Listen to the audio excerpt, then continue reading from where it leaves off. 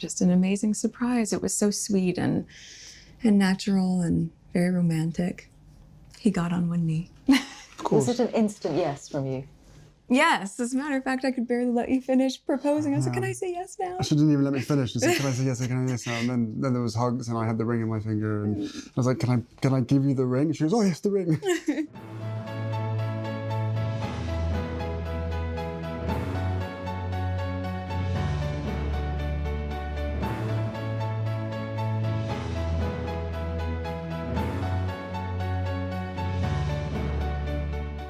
Great Britain is rejoicing as a new royal wedding is once again on the horizon. Prince Harry, fifth in line to the throne, finally announced his engagement to American actress Ms Meghan Markle on November 27, 2017. The big day will be in the spring of 2018, and the venue, the spectacular Windsor Castle.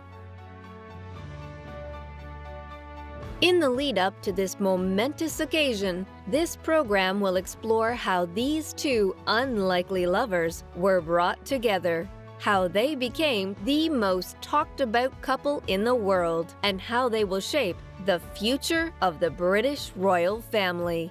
No, we're thrilled, thank you so much, for both of them. I hope they'll be very happy indeed. Absolutely thrilled. It's brilliant.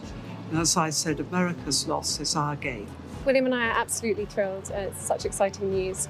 It's a really happy time for any couple and we wish them all the best. My congratulations to Harry and Meghan. I wish them well, hope they have a great time and great fun together. And having met Harry a couple of times, I'm sure they're going to have a great deal of fun together. It's amazing to think that, she's walked our hallways and that someone as successful, as kind, as generous, as giving as Meghan, has really rose up the ranks. The ring is yellow gold and the main stone itself I sourced from Botswana, and the little diamonds either side are from my mother's jewellery collection.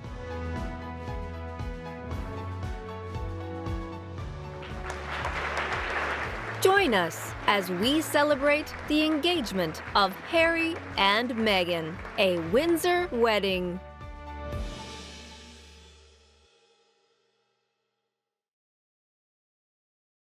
Your Royal Highness, Meghan Markle, congratulations to you both. Thank you. Can we start with the proposal and the actual moment of your engagement? When did it happen? How did it happen? It happened a few weeks ago, earlier this month, here at our cottage.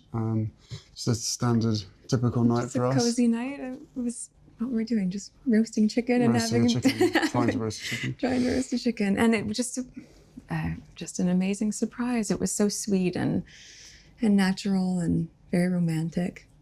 He got on one knee. Of course. Was it an instant yes from you? Yes, as a matter of fact, I could barely let you finish proposing. I was like, can I say yes now? She didn't even let me finish. She said, can I say yes, can I say yes now? And then there was hugs and I had the ring in my finger and I was like, can I give you the ring? She goes, oh yes, the ring. So no, it was a really nice moment. It was just the two of us and I think I managed to catch her by surprise as well. So. Yeah. And this is how long after you first met?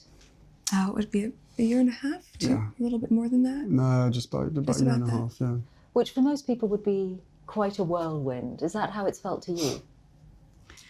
I don't think that I would call it a whirlwind in terms of our relationship. Obviously, there have been layers attached to how public it has become after we had a good 5-6 months almost with just privacy, which was amazing. But no, I think we were able to really have so much time just to connect. And we never went longer than 2 weeks without seeing each other, even though we were obviously doing a long distance relationship. So it's, we made it work. How did you first meet? Yes, we first met, we were introduced actually by a mutual friend who we should protect her privacy and not reveal too much of that. And, but it was literally, it was through her. And then we met once and then twice back to back, 2 dates in London.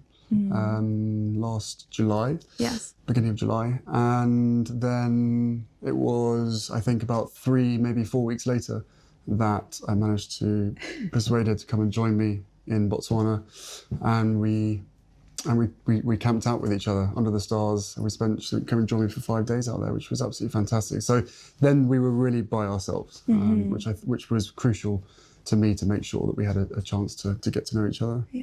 But the friend who introduced you, was she trying to set you up? Yes, it was definitely a setup. It was a blind date. It was a blind date, and, for sure. And it's so interesting because we talk about it now, and even then, because I'm from the States, you don't grow up with the same understanding of the royal family. And so while I now understand very clearly there's a global interest there, I didn't know much about him. And so the only thing that I had asked her when she said she wanted to set us up was, I had one question. I said, well, is he nice?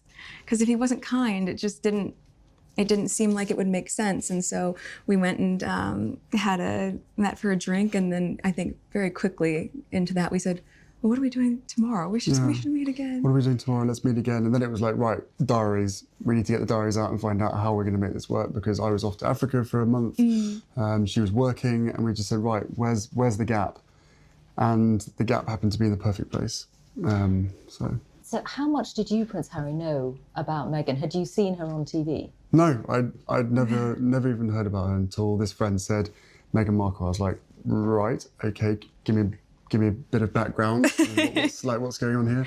So no, I'd never watched Suits. I'd never heard of Meghan before, and I was beautifully surprised when I walked into that room and saw her, and there she was sitting there. I was like, okay, well, I'm going to really have to up my game. I'm going to sit down and make sure I've got a good chat. I think for both of us, though, it was really refreshing, because given that I didn't know a lot about him, everything that I've learned about him, I learned through him, as opposed to having grown up around different news stories or tabloids or whatever else. Anything I learned about him and his family was what he would share with me, and vice versa. So for both of us, it was just a really authentic and organic way to get to know each other. And was that quite refreshing for you in the way that you've been brought up, with a lot of people knowing a lot about you? Was it refreshing? Or thinking they know. Or thinking they know. Exactly. Yeah, no, it was hugely refreshing to be able to get to know someone who isn't necessarily within your circle, doesn't know much about me, I don't know much about her. So to be able to start almost afresh, right from the beginning, and getting to know each other step by step.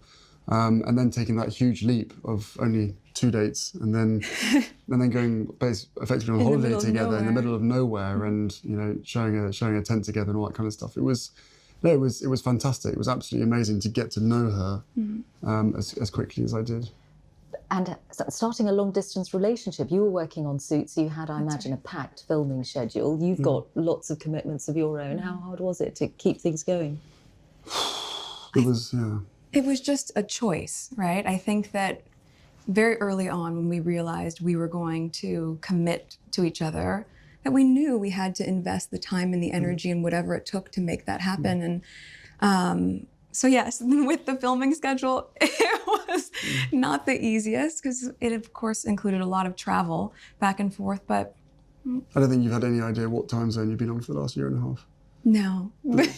Coming over here 4 days or a week, and then going back, and then straight into filming the next day, 4 a.m. wake-up calls on a Monday, straight into set, and right off the plane and straight to set, and just coming back trying to stay as close as possible, but on 2 different time zones and 5 hours apart does have its challenges. But we made it work, and now we're here, so we're thrilled. But in the case of your relationship, unlike for most people, there's this whole layer of what it means to get involved with someone from the royal family. How much of a sense did you have, Meghan, of the enormity of what you were getting into, what it might mean for your life? I think I can very safely say, as naive as it sounds now, having gone through this learning curve in the past year and a half, I did not have any understanding of just what it would be like. I don't think either of us did that. We both said that, even though we knew that it would be. I tried to warn you as much as possible, but I think both of us were totally surprised by the reaction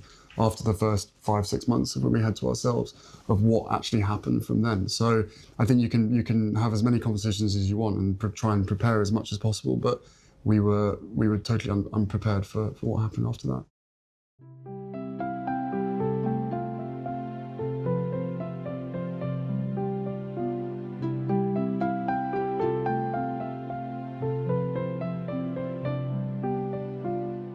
Meghan Markle was born in Los Angeles, California on August 4, 1981. Her African-American mother, Doria Radlin, has a master's degree in social work and works as a psychotherapist. Her Caucasian father, Ms Markle, is an Emmy Award-winning lighting director. When Meghan was just 6 years old, her parents divorced. Growing up in the Hollywood area of Los Angeles, Meghan attended private schools. Immaculate Heart High School is an all-girl private Catholic school in LA, where Meghan spent many of her young years. This morning I woke up and I saw the news and I was really excited, and I knew that our school community would be very excited because a few of us have been, following the relationship, and the buzz around school was that she was engaged to Prince Harry, and so I went on the announcements. I spoke of the news and everybody was really excited.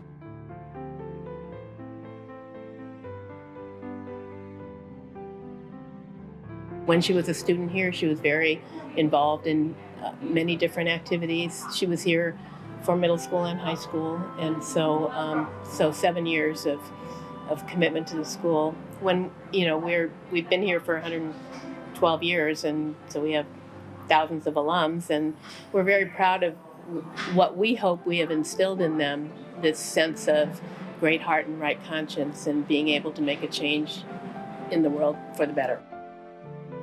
She has been an outspoken supporter of women's rights and equity for women, and I think she's going into a situation that will just give her more opportunities to even do much better and more important work.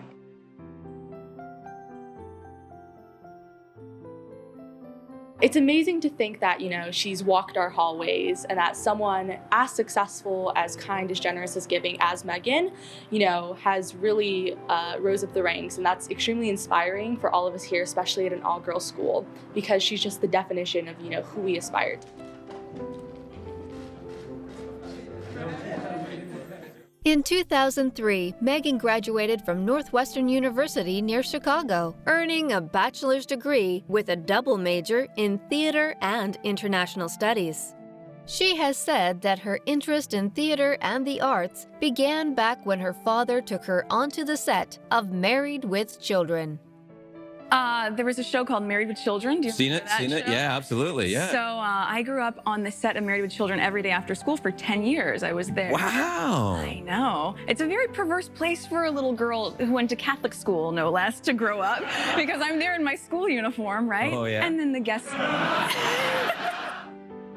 Her first appearance on screen was as an extra in the U.S. soap General Hospital. She continued taking small roles, appearing in Century City, The War at Home, and CSI New York. She even took on the role as Briefcase Girl in the U.S. game show Deal or No Deal. Meghan remarked on her difficulty getting acting roles. She said, "I wasn't black enough for the black roles, and I wasn't white enough for the white ones, leaving me somewhere in the middle as the ethnic chameleon who couldn't book a job." Her big break finally came in July 2011 when she landed the role of Rachel Zane in the USA Network show Suits. You know what nobody likes? Nobody likes to show off. You used the word ogling. Part of what I love about her and part of what we get to see this season is her career aspirations really starting to peak, and really just following her ambitions outside of the office. So it's great. It's really an empowering season for Rachel. I love playing her. There's a misconception that because I have worked in the entertainment industry that this would be something I would be familiar with. But even though I'd been on my show for, 6 years at that point, and working before that, I've never been part of tabloid culture. I've never been in pop culture to that degree, and lived relatively quiet life, even though I focused so much on my job. And so that was a really stark difference out of the gate. But and I think we were just hit so hard at the beginning with a lot of mistruths that I made the choice to not read anything, positive or negative. It just didn't make sense. And instead we focused all of our energies just on nurturing our relationship. On us, yeah. On us. And some of that scrutiny and you ended up making a very public statement about it. Some of that scrutiny was centred around your ethnicity, Meghan. When you realised that, what did you think? Of course, it's disheartening. You know, it's a shame that that is the climate in this world, to focus that much on that, or that would be discriminatory in that sense. But I think, you know, at the end of the day, I'm really just proud of who I am and where I come from. And we have never put any focus on that. We've just focused on who we are as a couple. And so when you take all those extra layers away and all of that noise, I think it makes it really easy to just enjoy being together and tune all the rest of that out. But now that it is all official, Prince Harry, do you have that sense that the combination of the two of you, your different backgrounds, that you together represent something new for the royal family? I don't know if it's something new. I think it's you know, for me, it's an added member of the family. It's another team player as part of the bigger team. And you know, for all of us, all we want to do is be able to carry out the right engagements, carry out our work, and try and encourage others and the younger generation to be able to see the world in the correct sense, rather than perhaps having a distorted view. So you know, the fact that I fell in love with Meghan so incredibly quickly was sort of confirmation to me that everything, all the stars were aligned, everything was just perfect.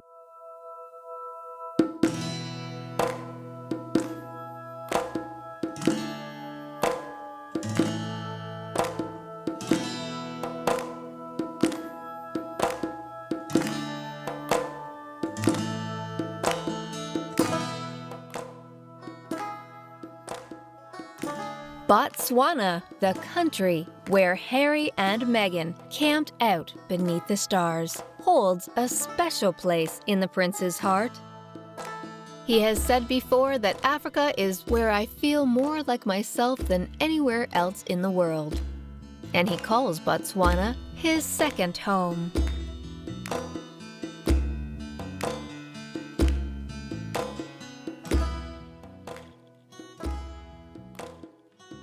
Africa has played a significant role in the history of the royal family.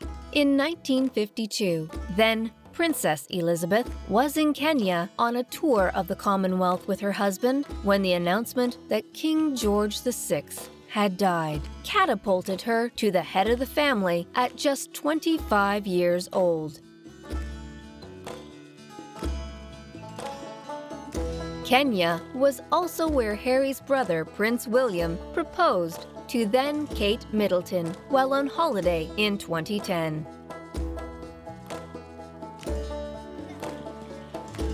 Prince Harry's genuine love for Africa is rooted in his charity work. In 2003, after completing his exams at Eton College, Harry went to the continent to continue the charitable legacy of his mother, Diana, Princess of Wales.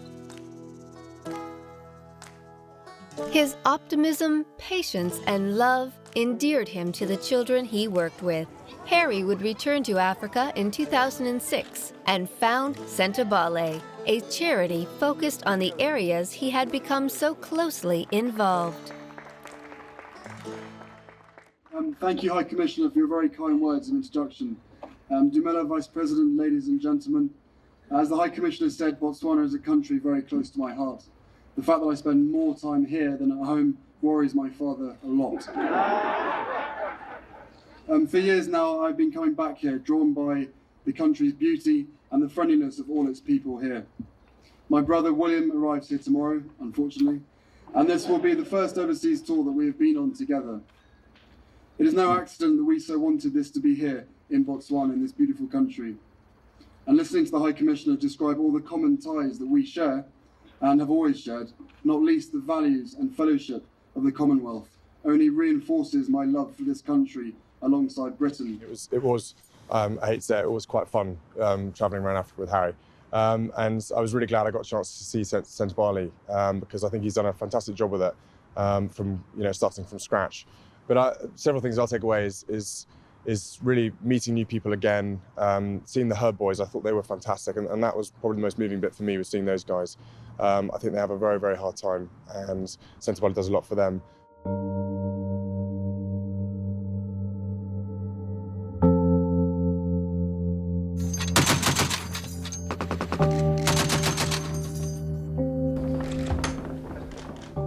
Prince Harry's military experience was fraught with security concerns. He joined Sandhurst in 2005, and in 2006, it was announced that he would be deployed to Iraq the following year. This led to a fierce public debate.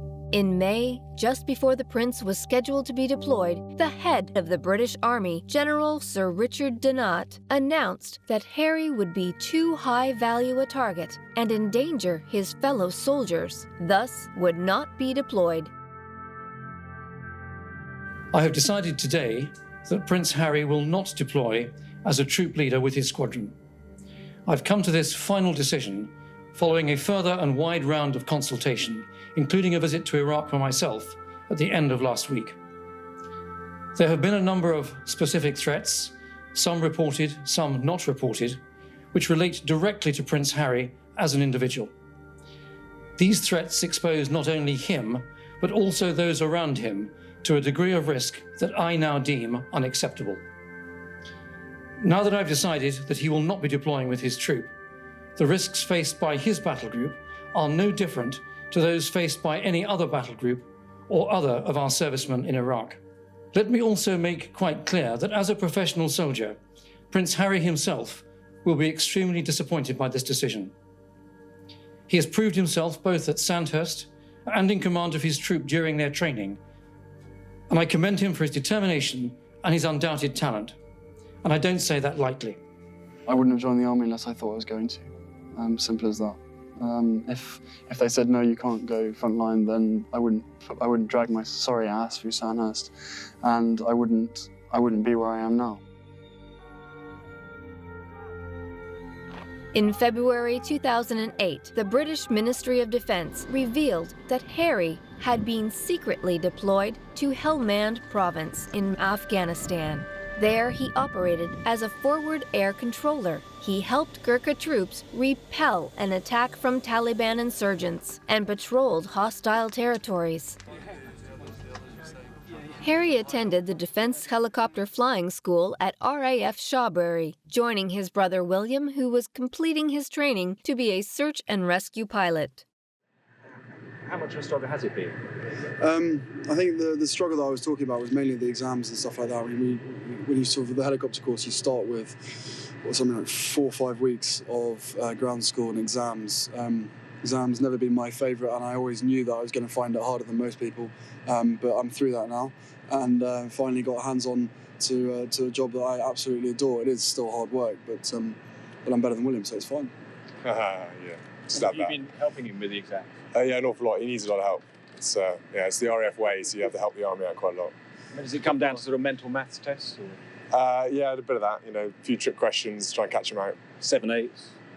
Yeah, exactly. Lots of that. But Harry, seriously, is this fundamentally and crucially about getting back to the front line?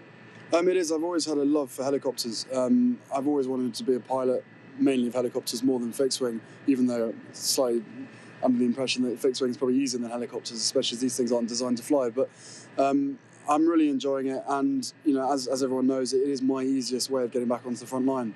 And maybe safer, maybe not safer, I don't know. But there's a bit of pressure from certain places, which I'm sure you're aware of the reasons why I'm allowed to go back. And if I do go back, then apparently I can't do the same job as I had. So I'm looking somewhere different and more of a challenge to try and become a helicopter pilot. Was it made pretty clear to you after the last time in Afghanistan that it would be your first and last time, that it was too risky for you to go back as a soldier? More the fact that I think the media had said that they would never keep their mouths shut if I went and did the same job, so I'd have to do something different if I wanted to go, yes. But you are hopeful, confident and passionate that you do get back by this means, that you get back to the front line? Massively so, unless they stop flying helicopters out in Afghanistan soon, which hopefully they won't do. But, as I said, I love flying helicopters, or I'm loving flying helicopters at the moment. I just hope that I can be better than the best. That's what I always strive to be, spot on. But, as I said, to get out to Afghanistan again would be fantastic, and my best chance is to do it from a helicopter. And so you got off the ground yet? Sorry? You got off the ground yet? I've just got off the ground, yeah. Oh, okay. Thank you. Thanks for asking. The fact that I know the fact that she'll be really unbelievably good at the job part of it as well, is obviously a huge relief to me, because she'll be able to deal with with everything else that comes with it. But no, we're a fantastic team. We know we are, and we hope to, over time, try and have as much impact for all the things that we care about as much as possible. I am very excited about that, yeah. And Meghan, given your acting and the profile you had, you'd already been involved in various causes. You've been an ambassador for UN Women. What about this new role? I mean, you're going to have a bigger platform, a bigger voice. What do you want to do with it? I mean, Sing. Can you imagine? No, I'm not a singer.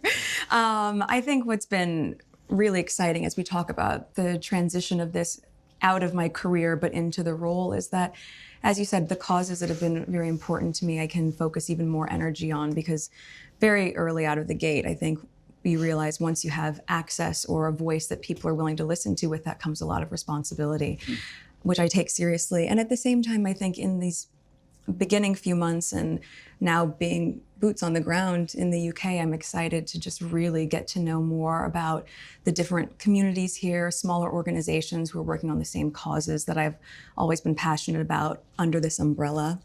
And also being able to go around to the Commonwealth. I think it's just the beginning of a... There's a lot to do. There's a lot to do.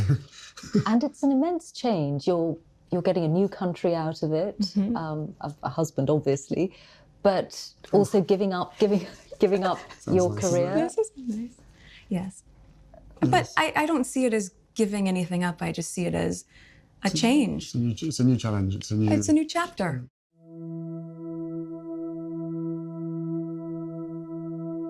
From the moment the rumors began, the press hounded the couple at every opportunity. Within days, articles and exposés emerged throughout the world media, revealing the personal life of the possible new princess.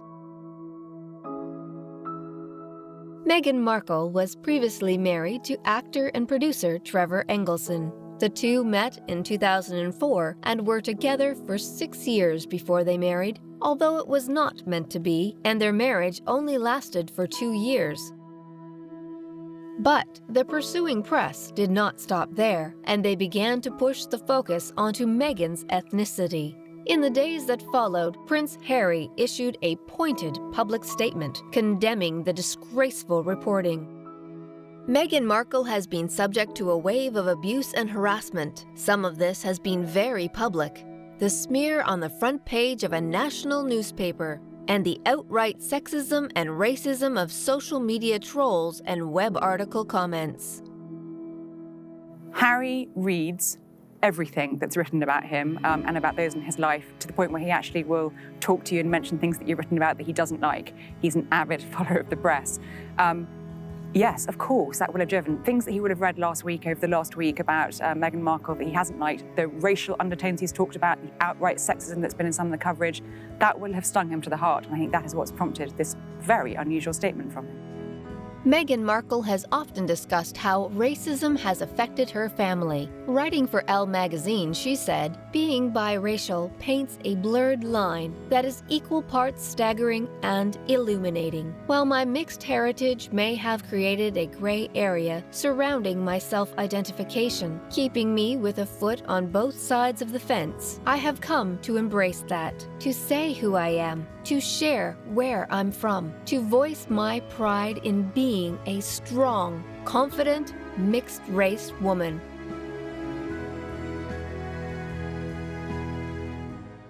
I've been working on my show for 7 years.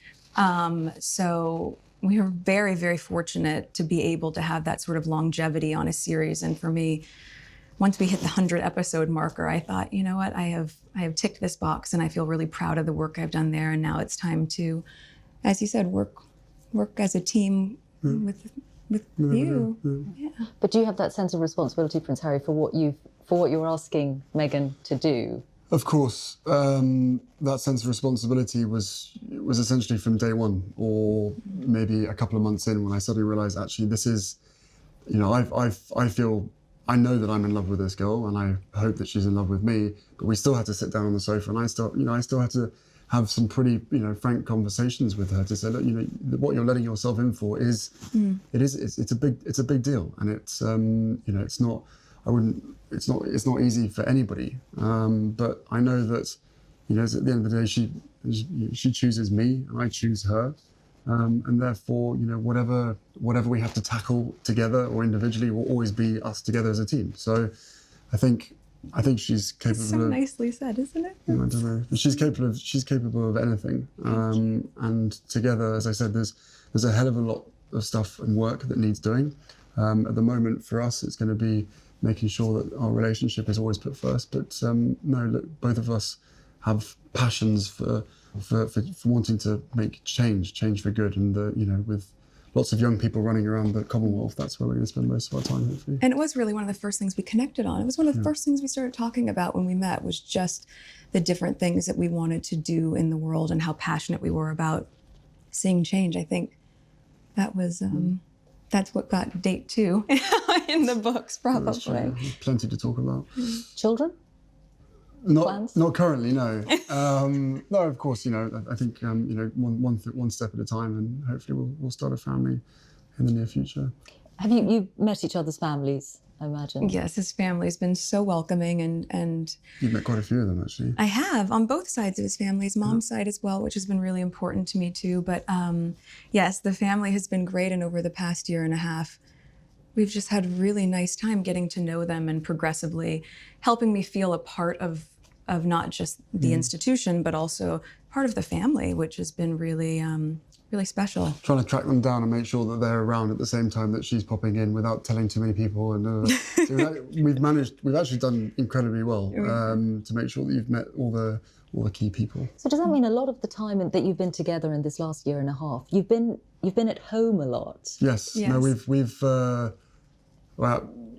had to sort of reverse the whole process, and cozy nights in front of the television, cooking dinner with just the two of us by ourselves in our little cottage, rather than going out for dinner and being seen in public. So we reversed the whole process, which is it's provided different opportunities, and it's made us a hell of a lot closer in a shorter space of time. That's true. That's without question. So if anybody else at home is listening, then maybe slow down on the dates and maybe spend more time at home. But no, it's for us, it's an opportunity to really get to know each other without other people looking or trying to take photos on their phones and all that kind of stuff. With that comes with the job, comes with the role. But where possible, yes. And we were able to really get to know each other that way. But also then to go and have friends over for dinner, or to go to his family's for tea, or any of those sort of things. And even just to take the time to be able to go on long country walks and just talk. We've been all over the place. Have you met the Queen? I have, yes. A couple of times. What was that like? A couple of times. It's incredible. I think, to be able to meet her through his lens, not just with his honor and respect for her as the monarch, but the love that he has for her as his grandmother. All of those layers have been so important for me, so that when I met her, I had such a deep understanding and, of course, incredible respect for being able to have that time with her. And we've had she's an incredible woman. And the corgis took to you straight away. That's true. For the last 33 years been barked at. This one walks in absolutely just laying on my feet during tea. It was very sweet. And it's just like, oh. That has to be a good sign. Speaking of dogs, have you brought yours to the UK? Well, I have 2 dogs that I've had for quite a long time, both my rescue pups, and one is now staying with very close friends, and my other little guy he's in the UK. He's been here for a while. Okay, let's hope he adjusts well. I think he's doing just fine. The platform for change that comes with royalty cannot be understated. Each member of the royal family valiantly patrons several charities, and the work they do is critical in shining a spotlight on the ailments of society.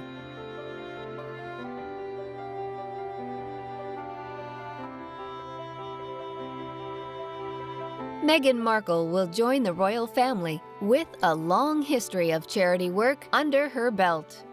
This is what they started to say. She said, this is what got us to date 2, which is quite interesting. This is what they dreamed of doing. They've obviously both got this love of Africa. She said she wanted to get involved with charities over here and push the things that she believes in: gender equality, caring for children in Africa. You saw her barefoot in Africa, in Rwanda. She's obviously a very modern and, of course, very American star who's obviously very ready to pick up the reins of doing what she can to help the world. At age 11, Meghan garnered national attention in the States when she was angered by sexism in TV commercials and became publicly active in promoting equality. 20 years on, she would make a powerful speech to the UN in her capacity as women's advocate for participation and leadership. Women need a seat at the table. They need an invitation to be seated there. And in some cases, where this isn't available, well, then you know what? Then they need to create their own table.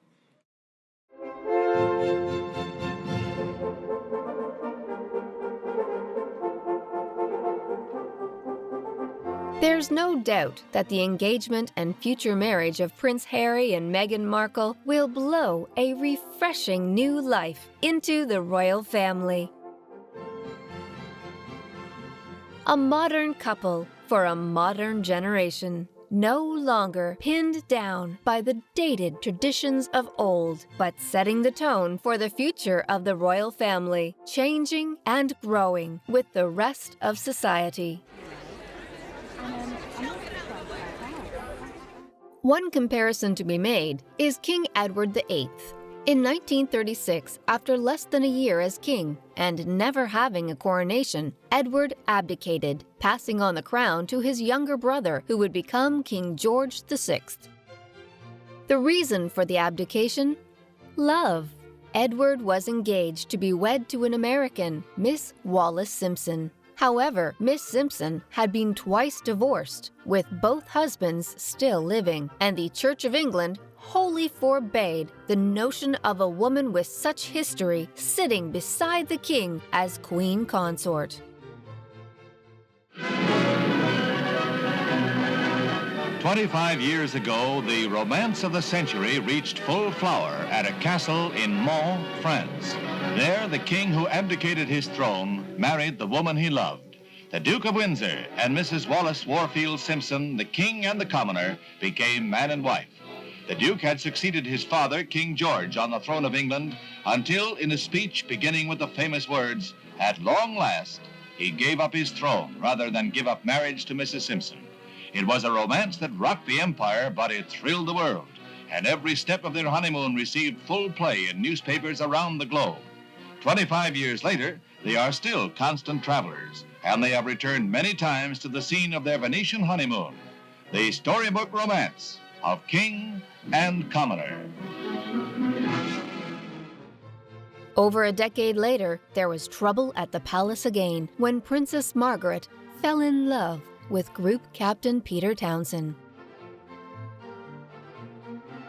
In 1952, Margaret's father died. Her sister became queen, and Townsend divorced his first wife. Early the following year, he proposed to Margaret. Many in the government believed he would be an unsuitable husband for the Queen's 22-year-old sister, and the Church of England refused to countenance a marriage to a divorced man. Now, decades on, society has changed, and Prince Harry will be wed to no grievance. Your ring. Oh, yes. Tell us about your ring. The ring is obviously yellow gold because that's her favourite, and the main stone itself I sourced from Botswana, and the little diamonds either side are from my mother's jewellery collection to make sure that she's with us on this crazy journey together. And it's beautiful, and he designed it. It's incredible. Yeah. Make sure it stays on that finger. Of course. What does it mean to you, Meghan, to have those stones on your finger that once belonged to Princess Diana? I think everything about Harry's thoughtfulness and the inclusion of that, and obviously not being able to meet his mom, it's so important to me to know that she's a part of this with us, and I think in being able to meet his aunts and also to be like Julia and just different people who are so important to his mom, I'm able to, in some way, know a part of her through them and, of course, through him. And it's incredibly special. And to be able to have this, which sort of links where you come from, and Botswana, which is important to us, and it's perfect. What do you think your mother would have thought of Meghan or said about Meghan? Oh, they'd be thick as thieves, without question. I think she would be over the moon, jumping up and down, so excited for me.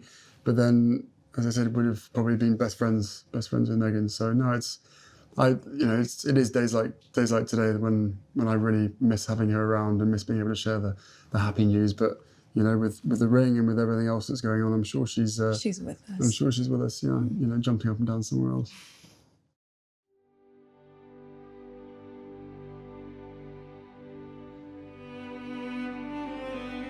Prince Harry's childhood is one of turmoil and tragedy. As the son of one of the most infamous royal relationships of the 20th century.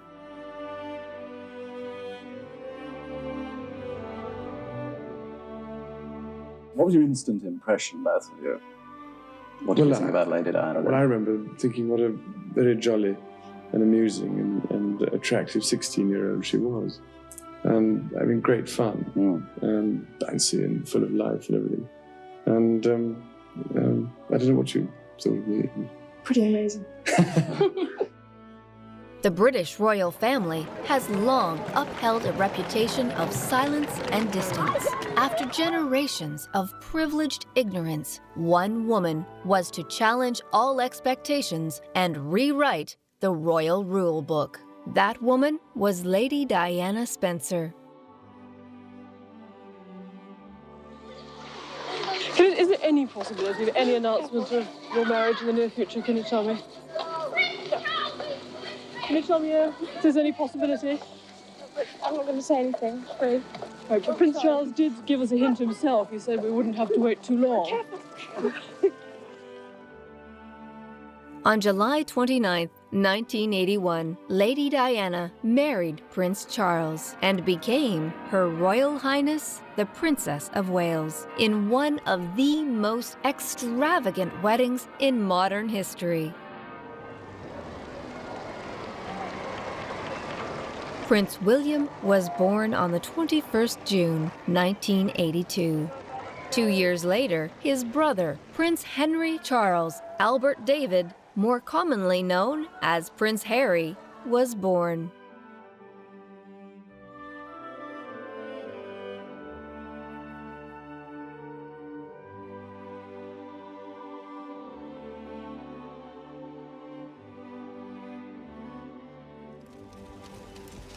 The boys were incredibly close to their mother, and it was important to her that they were not brought up inside a bubble of royal privilege.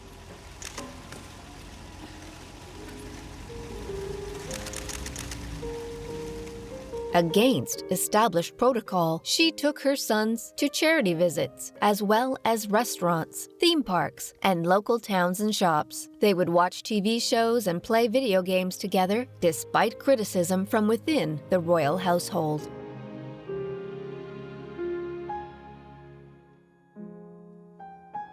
She instilled within them an understanding and respect for the everyday person and those less fortunate. The Wales marriage was infamously turbulent, and by the late 80s, it was becoming increasingly clear that the cracks were forming behind the happy family facade. Finally, in 1996, after 4 years of separation, Prince Charles and Princess Diana divorced.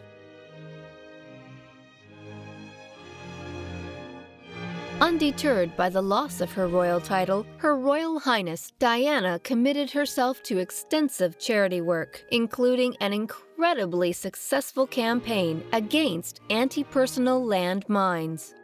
She was able to use her favoring in the press to her advantage and bring to light issues of suffering and disease across the world.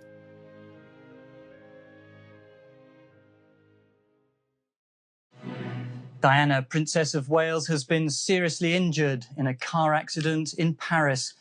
Her companion, the Harrods heir Dodi Al Fayed, has been killed.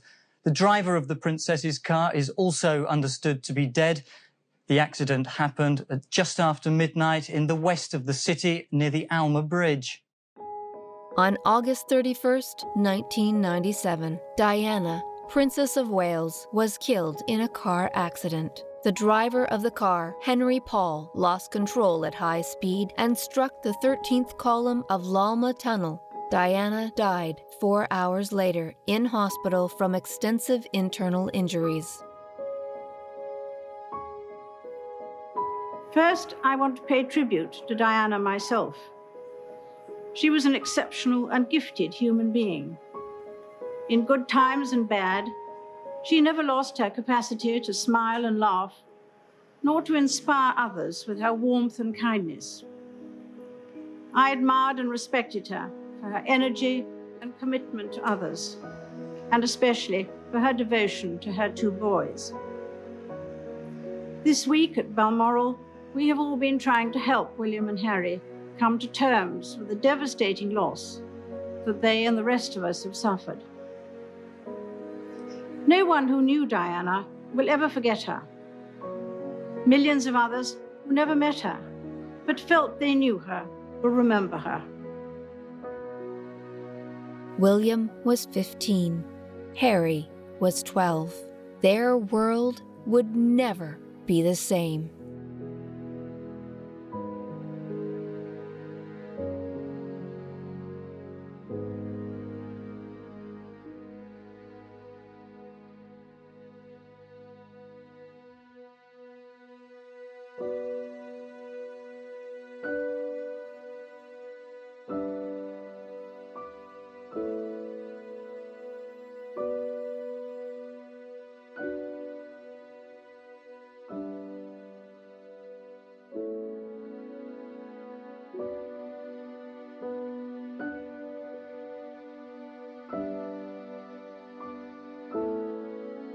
Prince Harry's teenage years saw him struggle through school and struggle to cope against a hounding press. He has never had a good relationship with the press and has admitted that he holds resentment for how they treated his mother. You sort of have the 3 Harrys, really. The sensitive little boy, the fighting man, and the idiot. And I think people love him for all 3 of those things. He always smiles, he has a positive, he's so happy every day, every time. Yes. And that's why we love him. He looks gorgeous. I think he's divine. I think it's probably very difficult being the second son because you don't really have a defined role. You're just the joker in the pack. The attention is very much focused on the eldest child, as it was with William. I mean, Diana made a very conscious effort not to allow that to happen, but of course it did. Harry became important by, being this big character, being this brave boy. So I think it does affect these kids. I mean, when you look at Princess Margaret, she never found the happiness she should have done. She was always completely in the shadow of her elder sister because her elder sister was Queen. And when you think of the Queen's children, and Princess Anne said she used to feel like an also-ran. Harry is a party creature. He always will be. So obviously he's going to get caught out.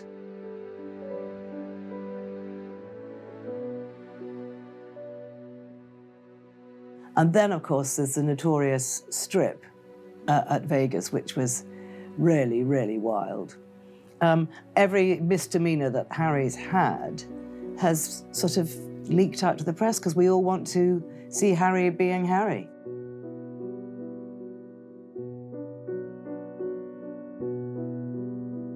The more family and children that William and Kate have, and the more sort of mumsy she gets, the more people are going to want naughty Harry. So I don't see any respite for him, I really don't. I think people are going to want more of Harry. From 2005 to 2010, Harry was seeing Zimbabwean national Chelsea Davy. In 2012, he dated Cressida Bonas for 2 years. Both relationships collapsed because the royal outsiders could not deal with the overwhelming press and public attention. Chelsea and Cressida, have both loved him very much, and they both probably felt differently about it, but neither of them fancied that kind of life. In 2016, he finally met Meghan Markle.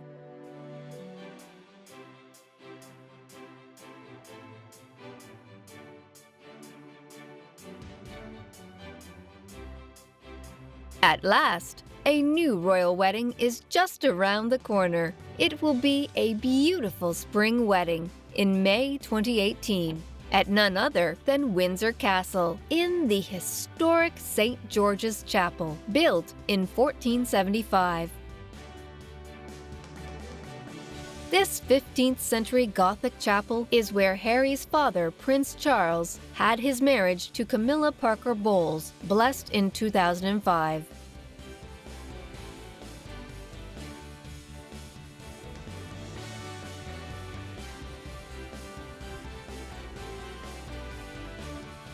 The royal family have announced that they will be paying for the lavish event, with Harry declaring that the couple will put their own stamp on what will be their most special day. Part of their stamp has been a requested banana-flavored wedding cake.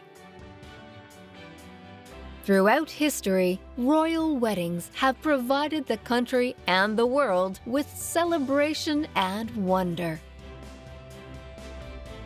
In 1947, just after the Second World War, Princess Elizabeth married Lieutenant Philip Mountbatten at Westminster Abbey. In 1981, the most televised event to date was the wedding of Prince Charles and Lady Diana Spencer at St. Paul's Cathedral.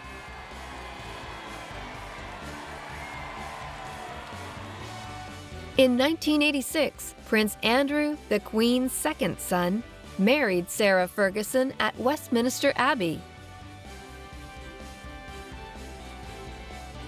Most recently, in 2011, Harry's brother Prince William married Catherine Middleton to great joy and jubilation.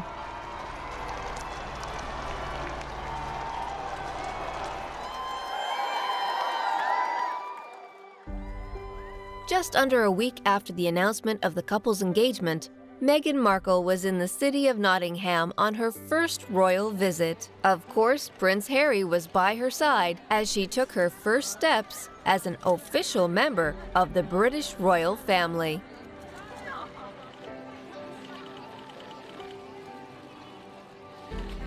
Smiling crowds lined the streets and cheers filled the air. Meghan even caused somewhat of a fashion storm as her choice of coat and handbag for the event became an instant fashion craze, selling out online. She ranked among the top 10 fashion influences of the year, just behind celeb stars such as Rihanna.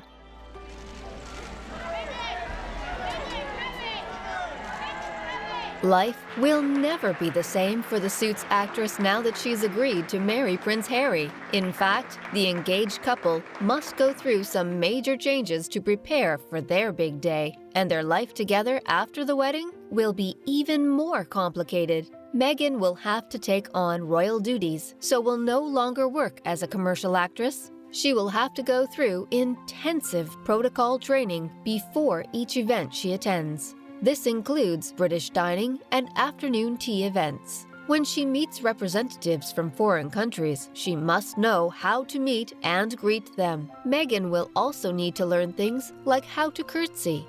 She will become a patron of most likely a few charities or causes she finds important. These will be officially announced by the palace. In the beginning, she'll be joined by Harry and perhaps Kate and/or Camilla to do charitable and state events. They'll let her get used to royal protocol before sending her out on her own to do events, walkabouts, and speeches, which is similar to the Duchess of Cambridge's experience.